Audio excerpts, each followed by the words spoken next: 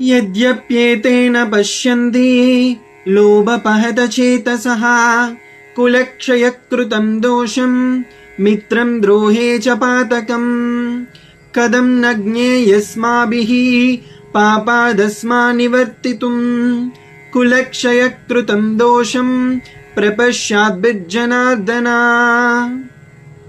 మరొకసారి మీకు భగవద్గీతలోకి ఆహ్వానం.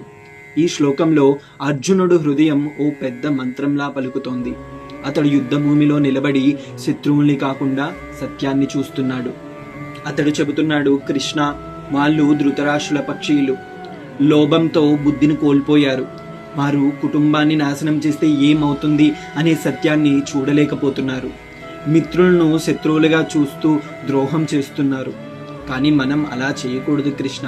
మనకైతే తెలుసు ఇలా చేస్తే పాపం తప్పదు అని. ఈ 2 శ్లోకాలు ఒక గొప్ప ఆత్మ పరిశీలన. అర్జునుడు మాట్లాడుతోంది శౌర్యంతో కాదు, బాధ్యతతో. అతడు శత్రువును ద్వేషించడం లేదు, వారిలో ధర్మాన్ని పోగొట్టిన బాధను చూసి ఆవేదన చెందుతున్నాడు. అతడు ధృతరాష్ట్రుల్లో లోభం వల్ల తలెత్తిన అంధత్వాన్ని చూపిస్తున్నాడు. అతడు మనం ధర్మాన్ని తెలుసుకున్న వాళ్ళం ఈ పాపంలో భాగం కాకూడదు అని అంటున్నాడు. అంటే ఇతరులు తప్పు చేస్తున్నారు అని మనం కూడా చెయ్యాలంటే మన మానసిక స్థాయి అంతకంటే దిగజారినట్టే అని అర్థం. మన సమాజంలో కూడా ఇదే సమస్య. అధికారం కోసం కుటుంబాల్ని చీల్చడం, స్వార్థం కోసం బంధాల్ని త్యజించడం, ప్రేమను మరిచి లోభాన్ని. అర్జునుడు మనల్ని ప్రశ్నిస్తున్నాడు, నువ్వు తప్పు చేస్తున్న వారిని అనుసరిస్తున్నావా, లేక నీకు తెలిసిన ధర్మాన్ని నిలబెట్టేందుకు ధైర్యంగా నిలుస్తున్నావా అని.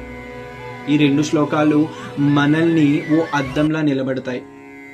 లోభం మనకు చూపే దారి ఎప్పుడూ క్షణికమైన విజయాన్ని ప్రసాదిస్తాయి, శాశ్వతమైన నాశనాన్ని ముందుంచుతాయి. అర్జునుడు ఓ యోధుడిగా కాక ఓ జ్ఞానిలా ఆలోచిస్తున్నాడు. ఆ ఆలోచన కృష్ణుడి ప్రవచనాలకు వేదిక అయ్యింది. మనం కూడా అదే అడగాలి.